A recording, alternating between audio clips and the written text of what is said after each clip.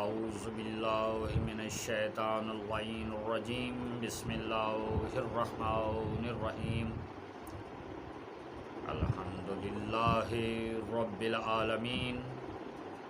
الصلاۃ والسلام علی اشرف الاولین والآخرین سید الانبیاء والمرسلین وخاتم النبیین وآلہ الطیبین الطاہرین المعصومین اما بعد قال اللہ تبارک و تعالی فی کتاب المجید وفرقان الحمید وقولہ الحق بسم اللہ الرحمن الرحیم یا ایہا الذین آمنوا اتقوا اللہ وکونوا مع الصادقین۔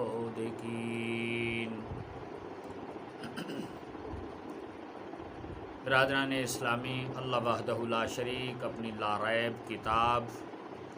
اپنے پاک کلام قرآن مجید فرقان حمید میں ارشاد فرما رہے ہیں کہ اے ایمان والو، تقوی اختیار کرو اور ہو جاؤ سچوں کے ساتھ۔ میرے عزیزان محترم، اس آیہ مبارکہ میں اللہ وحدہ لا شریک اپنے پاک حبیب حضرت محمد مصطفیٰ صلی اللہ علیہ وآلہ وسلم کے ذریعے سے مومنین کے گروہ سے خطاب فرما رہے ہیں۔ مومنین کو مخاطب کیا جا رہا ہے کہ اے ایمان والو، تقوی اختیار کرو اور ہو جاؤ سچوں کے ساتھ۔ سب سے پہلے غور طلب بات تو یہ ہے کہ یہ خطاب جو ایمان والوں سے کیا جا رہا ہے کہ اے ایمان والو، تو ایمان والے کسے کہا جاتا ہے؟ جو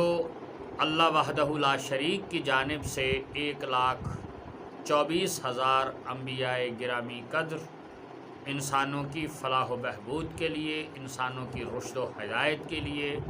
انسانوں کی رہنمائی کے لیے اور انسانوں کے لیے اللہ اور اللہ کے دین کی معرفت کے حوالے سے اس کے بتائے ہوئے راستے کے مطابق چلنے کے لیے جو انبیاء گرامی قدر اس دنیا میں تشریف لائے، ان سب پر ایمان لانا،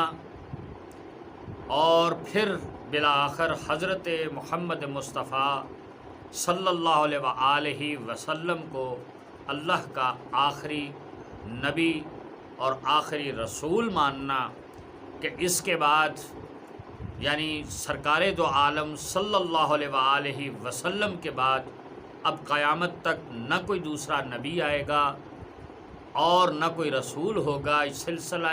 نبوت و رسالت کو حضرت صلی اللہ علیہ وآلہ وسلم پر تمام اور ختم کر دیا گیا۔ وہی اللہ کے آخری رسول ہیں، حضرت محمد مصطفیٰ صلی اللہ علیہ وآلہ وسلم۔ اور اس کے ساتھ اللہ کے نبیوں پر نازل ہونے والی کتابوں پر ایمان لانا، کہ جو 4 کتابیں اللہ تعالیٰ نے انجیل، توریت، زبور اور قرآن پاک اپنے نبیوں پر نازل کیں، ان پر ایمان رکھنا، اور دیگر جو صحیفے انبیاء ما سبق پر نازل ہوتے رہے ان سب پر گویا ایک قانون ہے، ایک نظام حیات ہے جو اللہ کی جانب سے وضع کیا گیا، طے کیا گیا کہ اللہ کی جانب سے ہادی آئے، نبی آئے، رشد و ہدایت کا مینارہ بن کر، رشد و ہدایت کا ذریعہ بن کر اللہ کی جانب سے اللہ کے بندوں کی طرف ان پر ایمان لانا اور ان کی کتابوں پر ایمان لانا جو ان پر نازل ہوتی رہیں، اور بالآخر حضرت محمد مصطفیٰ صلی اللہ علیہ وآلہ وسلم پر ایمان لانا، اور اللہ کی آخری کتاب قرآن مجید پر ایمان لانا، اور اس کے علاوہ روز قیامت پر ایمان رکھنا، اور اللہ کے ساتھ کسی کو شریک نہ کرنا، اور جو اللہ کے اور اللہ کے رسول صلی اللہ علیہ وسلم کی جانب سے امت کے لیے جو فرض کیے گئے واجبات ہیں،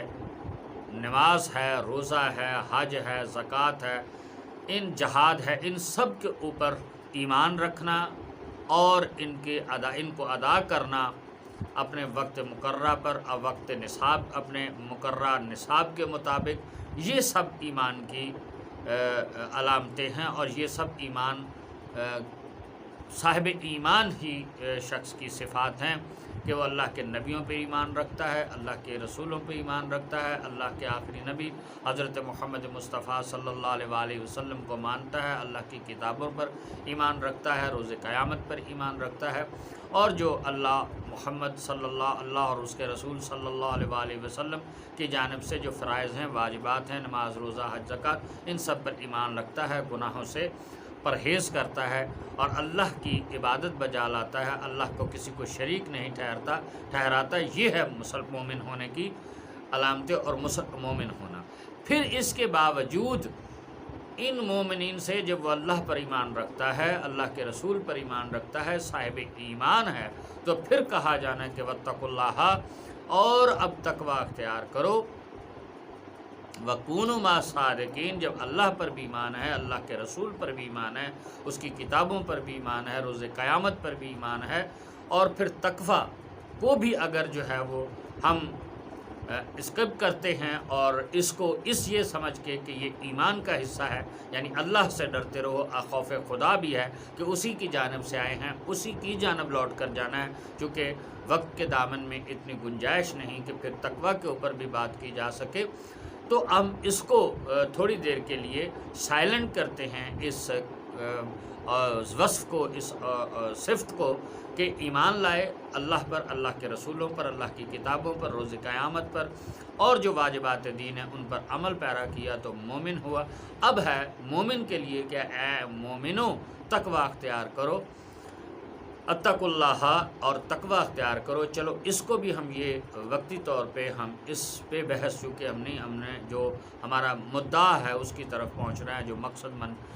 ہے ہمارا مقصود ہے تو ہم یہ کہتے ہیں کہ تقوی ہے کہ خوف خدا پیدا کرو، جو بھی چھوٹی چھوٹی جو برائیاں ہیں جو ان سے آپ بچنے کی کوشش کرو، اس کے باوجود بھی کہ انسان کے پاس گنجائش رہتی ہے کہ اب اللہ تعالیٰ کہہ رہا ہے، پھر بھی وہ اس کے سچا ہونے کی اس کے پاس جو ہے وہ کوئی سرٹیفکیٹ نہیں ہے۔ یہی وجہ ہے کہ اللہ نے کہا کہ وَكُونُوا مَعَ الصَّادِقِينَ، اور اب آپ ہو جاؤ سچوں کے ساتھ، جیسا کہ ایک اور آیت مبارکہ میں اللہ تعالیٰ ارشاد فرماتے ہیں کہ یا ایھا الذین آمنوا اتقوا اللہ وابتغوا الیہ الوسیلۃ، کہ اے ایمان والو تقوی اختیار کرو اور ہو جاؤ، ڈھونڈو اس کی طرف کوئی وسیلہ۔ آمنوا اتقوا اللہ، اے ایمان والو تقوی اختیار کرو، اور وابتغوا الیہ الوسیلہ، وسیلہ تک، اور اس کی جانب ڈھونڈو کوئی وسیلہ، یعنی ایمان والے بھی ہو گئے، صاحب تقوی بھی ہو گئے، خوف خدا بھی ہوا، اب ضرورت ہے اس بات کی کہ اس کی جانب کو ڈھونڈو، وسیلہ ڈھونڈا جائے۔ اور ادھر یہ فرمایا جا رہا ہے کہ آپ ایمان والوں کے سچوں کے ساتھ ہو جاؤ، اس کا مطلب کہ نماز روزے کے باوجود، اللہ رسول پر ایمان رکھنے کے باوجود، کہ روز قیامت پر ایمان رکھنے کے باوجود بھی اللہ کی مشیت اور اللہ کی مرضی و منشاء کے مطابق ابھی انسان کامل مومن نہیں بنتا ہے، کامل اس کا بندہ جو ہے وہ ہونے کا شرف حاصل نہیں کرتا۔ اسی لیے ارشاد فرمایا جا رہا ہے کہ وَكُونُوا مَعَ الصَّادِقِينَ، کہ سچوں کے ساتھ ہو جاؤ۔ اور اب اس کے بعد یہ کہ پھر اس کے بعد جب ایمان لے آئے، تقوی، صاحبان تقوی ہو گئے، پھر اس کی جانب کوئی وسیلہ ڈھونڈو۔ تو اب یہ جو وسیلے کا ڈھونڈنا ہے اور سچوں کے ساتھ ہو جانا ہے، تو اس کا مطلب ہے کہ یہ کافی نہیں کہ ایک انسان اسلام کا کلمہ پڑھتا ہے، نبی اکرم صلی اللہ علیہ وسلم پر ایمان لے کے آ گیا، اللہ پر ایمان لے کے آ گیا، تو اب وہ صاحب تقوی بھی ہو گیا، دین کے جو ارکان ہیں، جو فرائض ہیں، ان پر بھی انسان نے عمل پیرا ہو گیا، خوف خدا بھی آ گیا، تو اب کیا باقی رہتا؟ تو وَكُونُوا مَعَ الصَّادِقِينَ، ہو جاؤ سچوں کے ساتھ اور ڈھونڈو اس کی طرف کوئی وسیلہ۔ برادران اسلامی، اتنا لمبا وضاحت اور اتنی وہ پیچیدگی جو ہے وہ یا کوئی الجھانے کا مقصود نہیں ہے، یا آپ کو جو ہمارے بالخصوص نوجوان دوست ہیں ان کے لیے کوئی الجھاؤ کوئی یہ پیدا کرنا مقصود نہیں ہے، کوئی علمی قابلیت چھاڑنا مقصد نہیں ہے۔ مقصد صرف یہ کہنا ہے ان دو آیات کی روشنی میں ویسے تو بے شمار قرآن کی یہ اعجاز ہے قرآن کا کہ جب آپ ایک قرآن کی آیت کو تلاوت کرتے ہیں اور پھر اس کی گہرائیوں تک آپ چلتے جائیں تو ہر آیت دوسری آیت کو اس کی تائید کرتی ہوئی، اس کی وضاحت کرتی ہوئی، اس کی سپورٹ کرتی ہوئی آپ کو نظر آتی چلی جائے گی، جیسے جیسے آپ قرآن کی گہرائیوں میں اترتے چلے جائیں گے۔ اور بالخصوص جب صاحبان قرآن، وارثان قرآن کی ہدایات کی روشنی میں اور ان کی آپ جب وہ جو تعلیمات ہیں ان کے حوالے سے آپ قرآن پر غور کرتے چلے جائیں گے تو اس میں بحر بے کراں جو ہیں وہ کھلتے چلے جائیں گے۔ ایک سلسلہ جو ہے علم کی نہروں کا، وہ جیسے سمندر سے دریا سے نہریں نکلتی ہیں تو ایک وسیع سلسلہ نکلتا ہوا چلا جائے گا، جیسے سمندر کا کوئی کنارہ نہیں ہے تو علم کا بھی کوئی اس میں کنارہ نہیں ہوتا۔ اور خاص طور پہ جو میرا کہنے کا مقصد ہے وہ صرف یہ ہے کہ یہ جو سارے ایمان کے بعد اور ساری گفتگو کے بعد یہ ہے کہ آپ ایمان والوں کے آپ تقویٰ جو ہے وہ آپ سچوں کے ساتھ ہو جاؤ اور اس کی جانب ڈھونڈو وسیلہ، تو یعنی کچھ شخصیات ایسی ہیں کہ بعد از پیغمبر صلی اللہ علیہ وآلہ وسلم اس احتمال اور احتیاط کے حوالے سے کہ انسان جو ہیں وہ بھٹک نہ جائیں، انسان گمراہ نہ ہو جائیں، جیسا کہ نبی اکرم صلی اللہ علیہ وآلہ وسلم کی مشہور حدیث ہے، انی تارکم فیکم الثقلین کتاب اللہ و عطرتی اہل بیتی ما ان تمسکتم لن تضلوا من بعدی حتی یرد علی الحوض، کہ میں تم میں دو چیزیں چھوڑے جا رہا ہوں، ایک اللہ کی پاک کتاب ہے اور دوسرا میری جو ہے وہ عطرت ہے، اہل بیت ہے۔ مان تمسک، اگر ان کا دامن آپ نے تمسک ان کے ساتھ اختیار کیا اور ان کو پکڑ لیا، یعنی ان کی پیروی کی، ان سے محبت و عقیدت کی، ان کا دامن پکڑ لیا، ان کے نقش قدم پہ چلے تو لن تضلوا من بعدی، میرے بعد گمراہ نہیں ہوگے۔ تو گویا یہ جو سچے ہیں ان کا دامن پکڑنے کی بات ہے، جو ان کو اللہ کی بارگاہ میں وسیلہ بنائے جانے کی جو ہے وہ ہے، جیسا کہ میں نے عرض کیا کہ قرآن پاک میں بے شمار اس حوالے سے یہ اعجاز ہے کہ جب آپ اس میں غور کرتے چلے جائیں گے تو آپ کو بہت ساری چیزیں دوسروں کی، جیسا کہ سورہ الحمد شریف میں ہم پڑھتے ہیں کہ اہدنا الصراط المستقیم صراط الذین انعمت، ان لوگوں کا راستہ پروردگار کہ ہم کو ان لوگوں کے راستے پہ چلا کہ جن پر تیرا انعام نازل ہوا، انعمت علیہم، نہ کہ ان لوگوں کے راستے پہ